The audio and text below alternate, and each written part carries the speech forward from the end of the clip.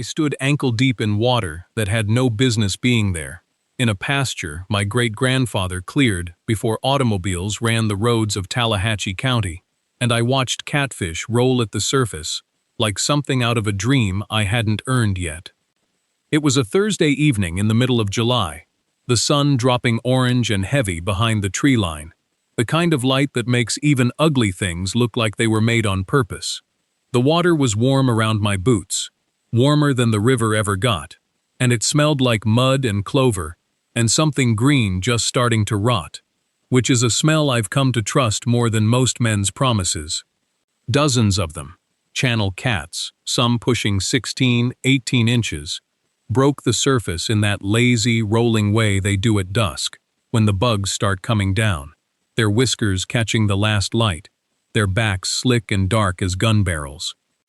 Nobody put those fish there. I want to say that plain, right at the start, because it's the whole heart of what happened to me that year. Nobody drove out from the county extension office with a truck full of fingerlings. Nobody sold me stock. This pond, and the two others connected to it by channels I'd cut myself with a mule and a scraper my grandfather bought second-hand sometime before the war, had filled itself with the spring floodwater off the Tallahatchie River, and the floodwater had brought the fish in with it, and the fish had decided to stay. 11 months before that evening, a man from the Sumner County Farmers and Merchants Bank had stood on this same ground in his good shoes and told me it wasn't worth $400 to loan against. He said it the way men say things they've said 100 times before, without looking at me too long, like my age was a smell he was trying not to notice. He wasn't wrong about the water. This land floods every spring, has since anybody can remember, and by his math, that made it worthless. I'm going to tell you how a piece of ground the bank wouldn't put a dollar behind ended up feeding half this county through the worst drought Mississippi had seen in a generation, and how I didn't figure any of it out on my own.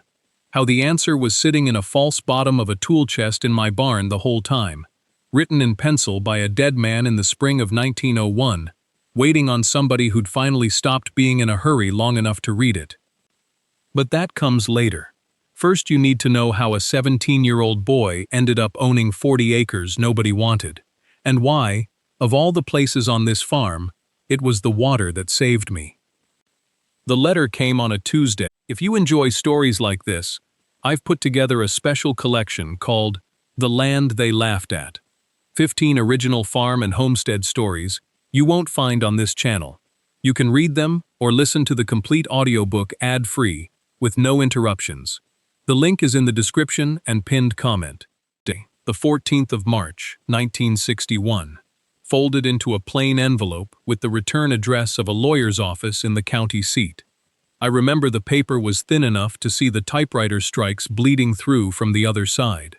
It said my grandfather had died testate, that was the word, testate, and I had to ask Miss Adeline what it meant later that week, and that I was named sole heir to 40 acres of bottomland running along the Tallahatchie, plus the house, the barn, and whatever stock and equipment remained on the property. There wasn't much stock left. There wasn't much equipment either, not that I knew of yet. I was 17 years old, and until that letter I had been living in that house anyway, doing the chores same as always, because there wasn't anybody else to do them and nowhere else for me to go. I rode into Sumner on the 4th Thursday of March, on a bicycle with a bent front wheel, because I didn't have a truck and didn't have anybody to borrow one from. The bank sat on the corner across from the courthouse, brick with white columns somebody had painted too many times, and I went in wearing my one clean shirt and asked to speak to somebody about a loan. $400. I'd worked out the number careful, enough for a mule, since mine had died the winter before, and enough left over for a plow point and some wire and a little seed corn, though I hadn't decided yet what I'd plant, or where, since near half the acreage went under water every April like clockwork. That was the trouble, and the man behind the desk didn't waste much time getting to it. He was heavy-set, dressed better than anybody needed to be dressed in Sumner, Mississippi, and he'd driven to work that morning in a Ford Fairlane so new it still had the dealer's paper tag taped inside the back glass. He looked at the plat map I'd brought, the one from the courthouse showing the 40 acres along the river, and he didn't look at it long. "Son," he said, and he said it slow, like he wanted me to feel the whole weight of the word. "This here's a swamp with taxes on it. I can't loan against ground. The river's going to take back every spring, whether you ask it to or not." I told him the ground had always flooded, and the family had always farmed it anyway, and he told me that was exactly why the family didn't have $400 sitting in his bank to begin with. He wasn't cruel about it. He said it the way you'd tell a child the stove was hot. Like he was doing me some kind of favor, sparing me from wasting more of my time than I already had, and he stood up before I did, which was his way of telling me the conversation was finished. I drove the 11 miles back from Sumner, with the plat map folded on the seat beside me, and I didn't turn the radio on. Highway 32 runs mostly straight through that stretch, cotton on both sides gone gray-green, with the last of the spring rain, and by the time I turned off onto the gravel that leads down to the river bottom, the sky had gone the color of dishwater. It was a Thursday, the 6th of April, and the air smelled like it does before more rain, a heavy, mineral smell, like a penny held too long in your hand. I parked the truck at the top of the rise where the ground still holds, and I walked down into the Bottomland on foot, because there wasn't any other way to do it. The water was already up over the old cotton rows my grandfather had let go fallow the last 2 years of his life, up past my ankles in the low places, and the mud pulled at my boots with a sound like something reluctant to let go. Dead cotton stalks stood out of the water in crooked rows, black and broken at the middle, and cane had come up thick along the old fence line where nobody had cut it back. A cottonmouth slid off a half-sunk fence post when I got close, and I let it go where it wanted to go.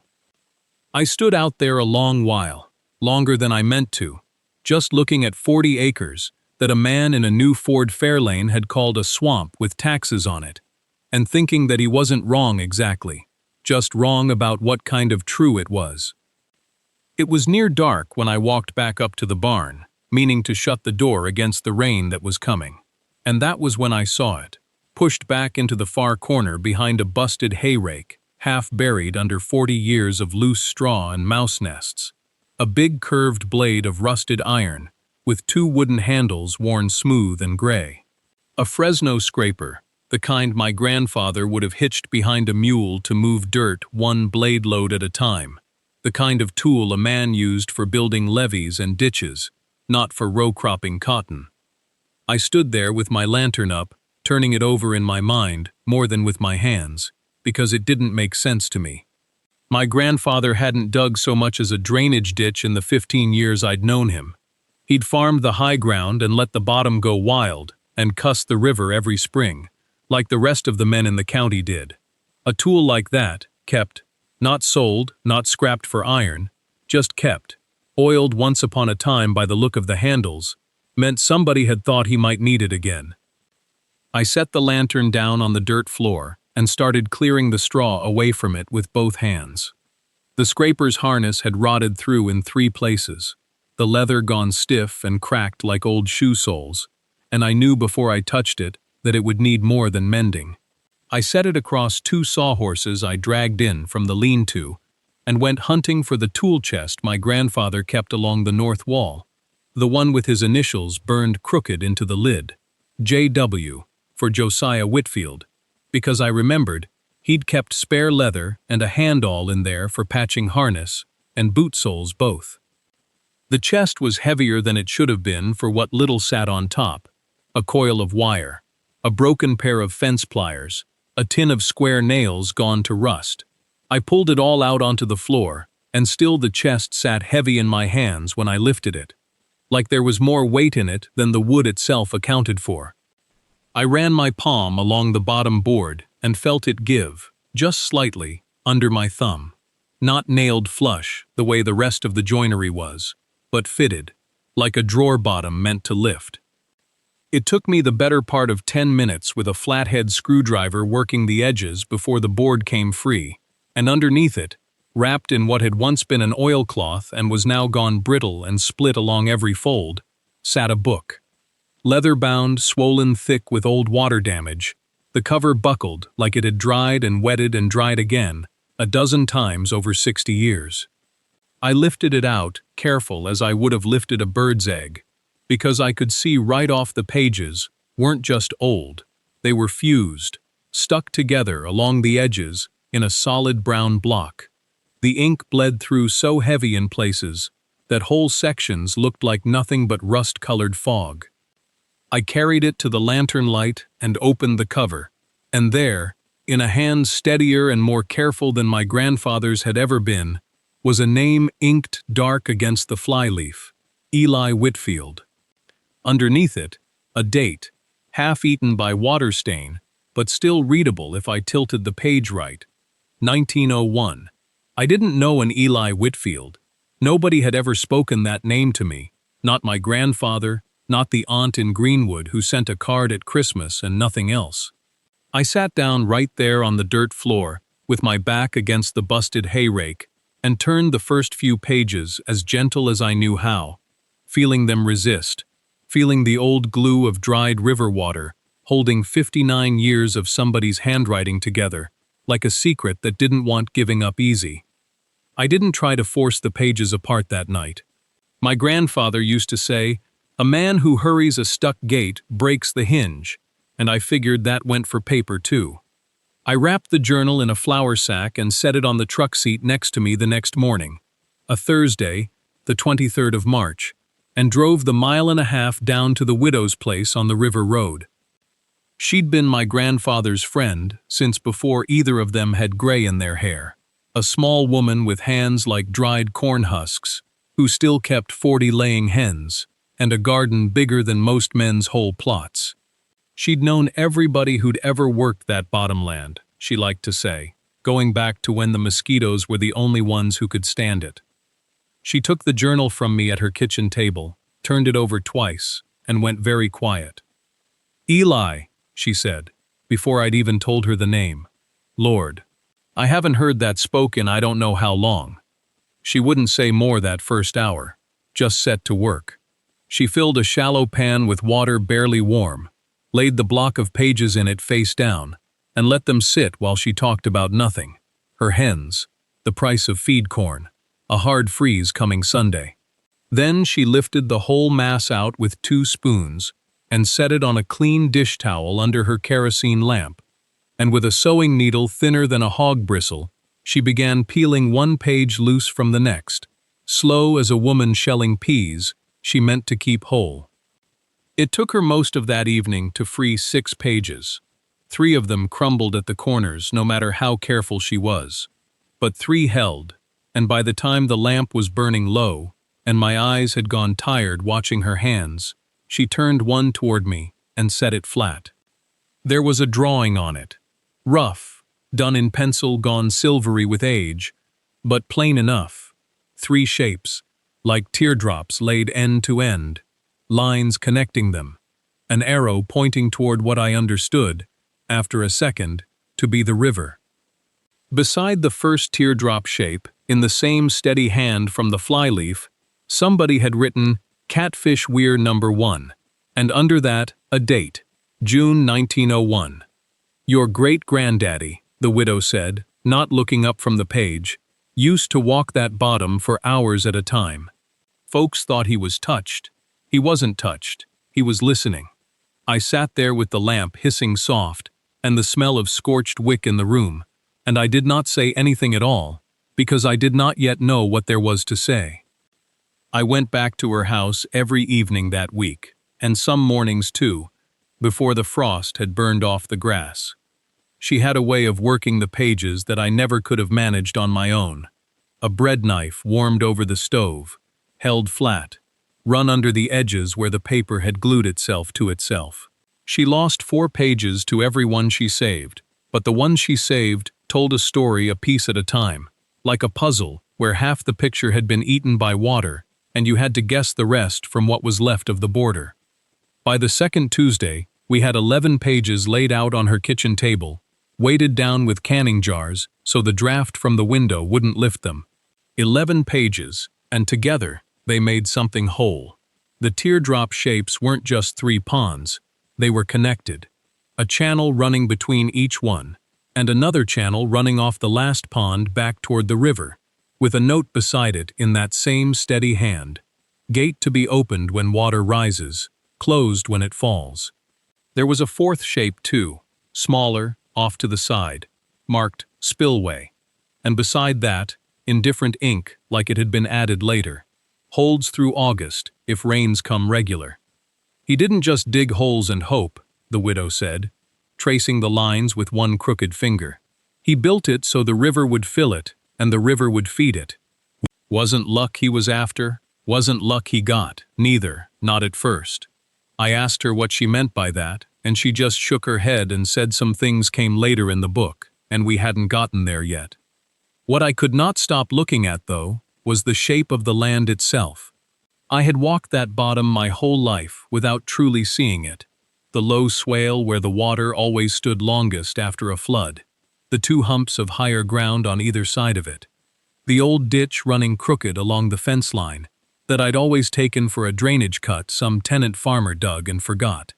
I took one of the salvaged pages home with me that Thursday night, folded flat between two pieces of cardboard so the damp wouldn't get at it further, and the next morning I walked the whole 40 acres with it in my hand, holding it up now and again against what stood in front of me. It matched. Not close, exact. The swale was the first pond. The humps were the berms he'd built up between them. The crooked ditch was his channel to the river, silted in and grown over with 60 years of Johnson grass. But there, still there, waiting the way a scar waits under a sleeve. I stood at the edge of it with the paper shaking a little in my hand, and it was not the wind doing that shaking. I started on the first Monday of October, the 8th, with the mornings coming in cold enough that Delilah's breath showed before mine did. I harnessed her before light, the way Grandpa had shown me before his hands got too bad to do it themselves, and led her down to the swale with the Fresno scraper dragging behind, its blade catching every root and rock in the ground, like it meant to argue with me about the whole idea. The journal gave measurements in paces and in feet, 60 feet across at the widest, 4 feet deep at the center, sloped gentle on the north side, and steep on the south, so the current when it came would settle instead of scour. I drove stakes where the numbers told me to, and then I cut. Delilah pulled and I walked behind, hands on the handles, and the scraper bit into ground that hadn't been touched since 1907, and I want to say I felt something turn over in me the first time I saw dark, undisturbed clay come up in the blade. But mostly what I felt was my shoulders burning and my palms splitting inside my gloves. Orval Tackett drove past on the county road that first week and stopped his truck long enough to holler that I was digging my inheritance into the ground, one mule load at a time. He wasn't ugly about it. Orval never was ugly about anything. That was almost the worst part. He just shook his head, like a man watching a dog chase its tail, and drove on toward town. I didn't answer him. I'd learned by then that answering only bought you a longer conversation. By the third week, the weather had turned proper cool. October doing what October does in that part of Mississippi, burning off the summer haze so the mornings came in sharp and blue, and I worked from first light till I couldn't see the stakes anymore. Delilah slowed some as the days went. She was pushing 20 by my best guess, older than me by longer than I'd been alive, and I took to giving her more rest between passes than I gave myself. Because a mule that quits on you in November is a problem money can't always fix, not with $400 I didn't have anyway. I cut the first pond basin clean by the last week of October. The second, the smaller one downstream, I started the first Monday of November, the 6th, following the humps of ground the journal called berms, and found under 3 inches of topsoil the old berm still there, packed hard as brick. 60 years, settled into something near permanent. I didn't have to build it. I only had to uncover it. That was the evening I understood. I wasn't digging anything new into that ground at all. I was only finding what was already waiting under it, the way you find a name carved deep into a fence post after the paint's worn off.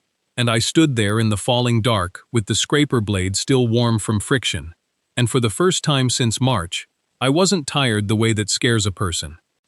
The flood came the way the journal said it would, which is to say, it came like something that had done this before and saw no reason to hurry.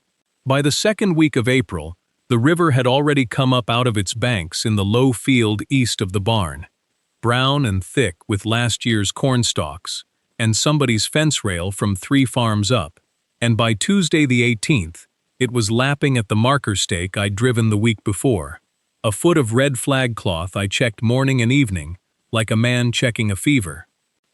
I'd cleared the diversion cut the Sunday prior, working alone with a spade and the mule pulling a sled of loose dirt, following the exact line the old man had sketched 60 years back, a shallow trench maybe 18 inches deep, running from the natural oxbow bend down into the head of the first pond.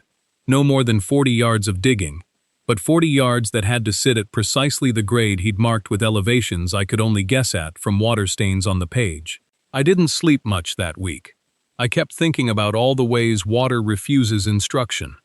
Tuesday evening, with the sky the color of a dirty dish rag, and the wind smelling like wet cotton and diesel from somebody's tractor 2 farms over, the river reached the mouth of the cut. I stood on the berm with my boots sinking half an inch into ground that hadn't been dry since Christmas, and I watched it happen slower than I expected. Not a rush, not the flood picture kind of thing, just a brown tongue of water easing sideways off the main current, and finding the cut like it had done this every spring for 60 years, and was only now remembering how. It filled the first pond in about 4 hours, spreading flat and easy across the basin I'd cleared in October, climbing the sides of the berm I'd uncovered, rather than built. By full dark, I couldn't see the water anymore, only hear it, a sound like something breathing slow, and I lit the lantern and sat on an overturned bucket at the edge, and listened to it find its own level, instead of running through and off toward the low corner, and out into the pasture, the way every other flood I'd known had always done. Wednesday morning it had crossed into the second pond, exactly where the old man's sketch showed a connecting notch, water moving through, at a pace you'd have missed if you weren't looking for it, more seep than stream. By Friday, the third pond, the smallest, had taken its share too, and all 3 sat there, under a gray sky, holding still, not draining back to the river, not spilling wild across the bottomland, the way the appraiser's report had described it. Worthless, unmanageable, 40 acres of nothing a bank could count on. I walked the berms that whole weekend with mud past its wise. My boots, and didn't find a single crack in the clay. And I told myself that was the whole of it, 3 ponds holding water nobody thought could be held. I didn't know yet what else the water had carried in. It was the second week of July, a Tuesday, hot enough that the mule wouldn't work past 10 in the morning, when I walked down to check the connecting notch between the first and second pond, and saw the surface break. Not wind, not a fish jumping the way a bass will, showy and quick, but a slow roll, something heavy turning just under the skin of the water. I stood there a long while before I understood what I was looking at. By the time the sun dropped low enough to lay orange across the water, I could count them, 6 or 8 at a time, dark backs cutting the stillness, channel cats bigger than any I'd pulled out of the river itself with a trot line. Nobody had put them there. I hadn't so much as thought about fish when I was hauling clay with Delilah in November, cursing the cold and the weight of the scraper. They'd come in with the flood in April, riding the same water that had climbed my berms so quiet I'd mistaken it for stillness, and they'd found the ponds and stayed, because the ponds gave them what the river's current never could: slack water, shade along the cut banks, someplace to hold. I told the widow about it the next afternoon, standing in her kitchen with my hat still in my hand, and she didn't seem surprised at all, just nodded like I was catching up to something she'd already known. She said her husband used to talk about the old weirs that way, said they weren't built to grow fish, so much as to catch the ones the river already meant to give you, if you gave the water a place to slow down and think it over.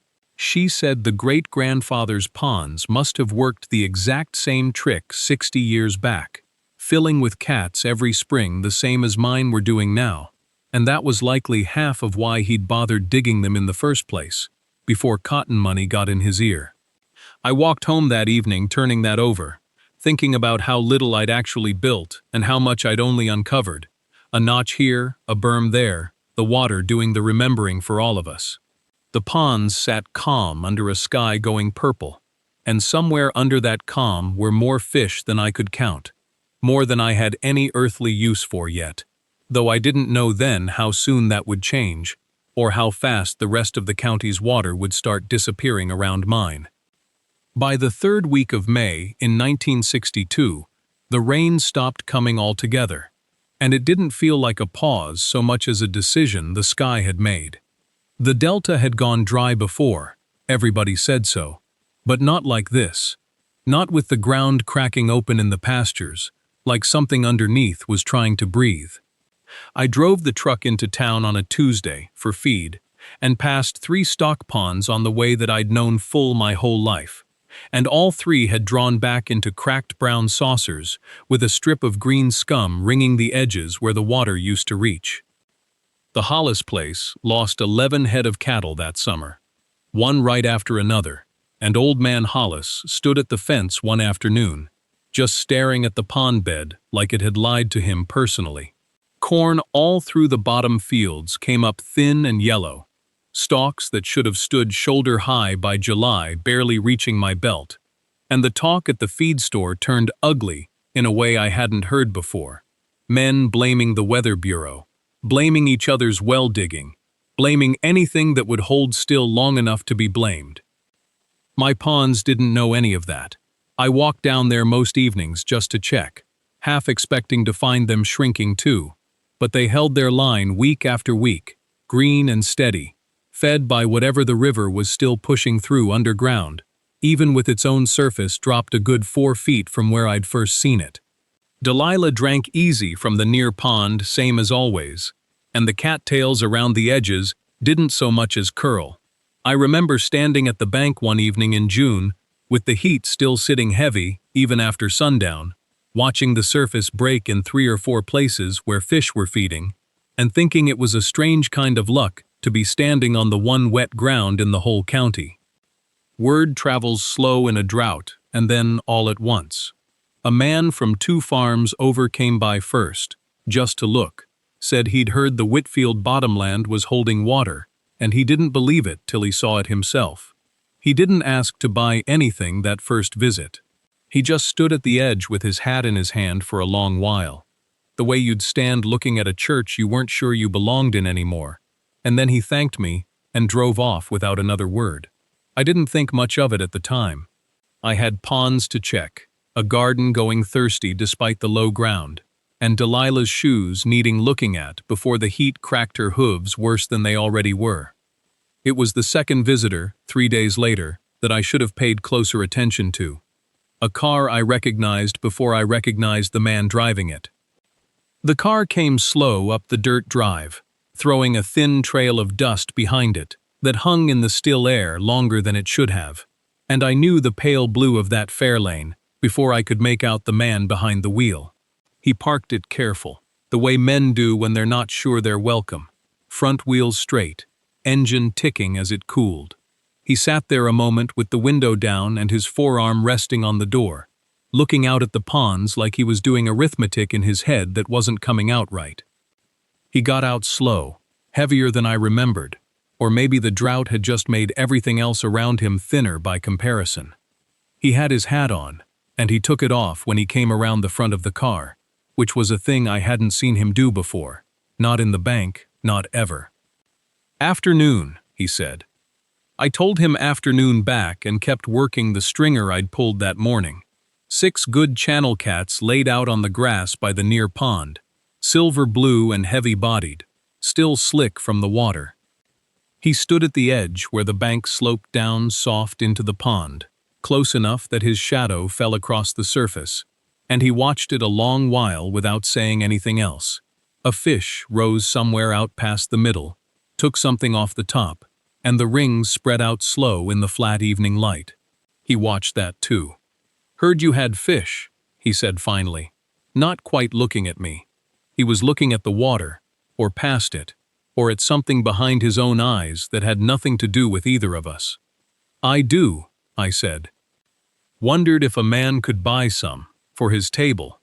There wasn't a thing in his voice that remembered the appraisal, the $400, the word he'd used, worthless, sitting in that office, with the fan turning slow over both our heads. There wasn't triumph in me either, though I'd be lying if I said the thought didn't pass through, quick and quiet, like a fish under the surface you only see the shadow of. I named a price. Fair, not cheap, not the kind of number a man says to make a point. He didn't argue it. He reached for his billfold before I'd even picked the stringer up off the grass, and I noticed his hand wasn't quite steady counting out the bills, though the day wasn't cold and he wasn't an old man yet. I handed him the stringer. He took it in both hands, the way you'd take something heavier than it was, and for a second our eyes met, and neither of us said the thing that was sitting right there between us. "Obliged," he said, and put his hat back on. He carried the fish to the car careful, like they might still get away from him, and I stood at the water's edge and watched the Fairlane pull back down the drive into its own dust, thinking about how quiet a man could be when the ground finally answered a question he'd stopped expecting to hear back.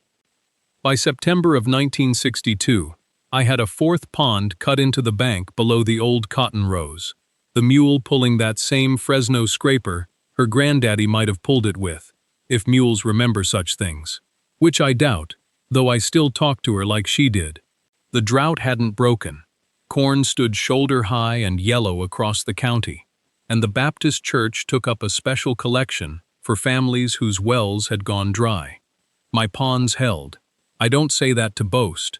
I say it because it surprised me every morning I walked down there with the sun not yet over the tree line and found the water still where I'd left it.